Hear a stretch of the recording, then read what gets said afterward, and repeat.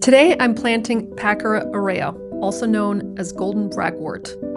I'm planting it in the shady little strip between my deck and my woodland garden. It's mid-June, which means I'm officially in a race to get plants into the ground before we hit full-on summer heat. These are some of the 80+ plants I bought at local native plant sales this spring for my conservation landscape project.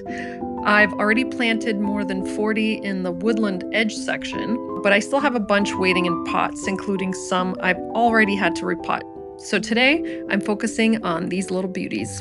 I'm especially excited about Packera because this is one of those plants that does a lot more than just look pretty. It's a native ground cover with these glossy, rounded leaves, and in spring, it sends up bright yellow flowers.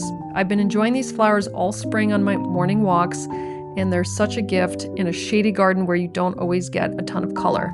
But the real reason I'm planting it here is that I want it to function as a living mulch. This strip is narrow, it's shady, and a little awkward. It sits right between the deck and the path, and water does move through this area when we get heavy rain.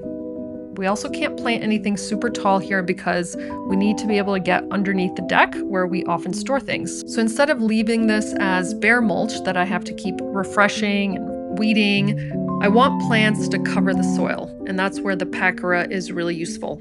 It handles shade well, it likes moist soil, it can tolerate a range of conditions, and once it settles in, it should start spreading and knitting together into a low green carpet.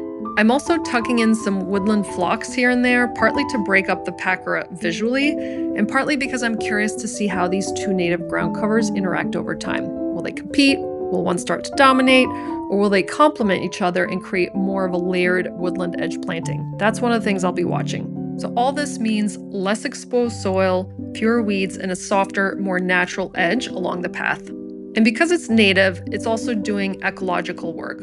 Those early yellow flowers support spring pollinators, and once it fills in, it gives me a living layer of leaves that shades the soil, holds moisture, and creates a little bit more habitat for little critters at the ground level. Now, the thing to know about Packera is that it does spread, and that is both the benefit and the warning label. In a spot like this, I actually want that, but I'll also be watching it. If you have a very small or highly controlled garden bed, I'd probably avoid it, but for this specific spot in my yard, I think it's a good match. So let's see if Packera stands the test of time. Stay tuned for updates.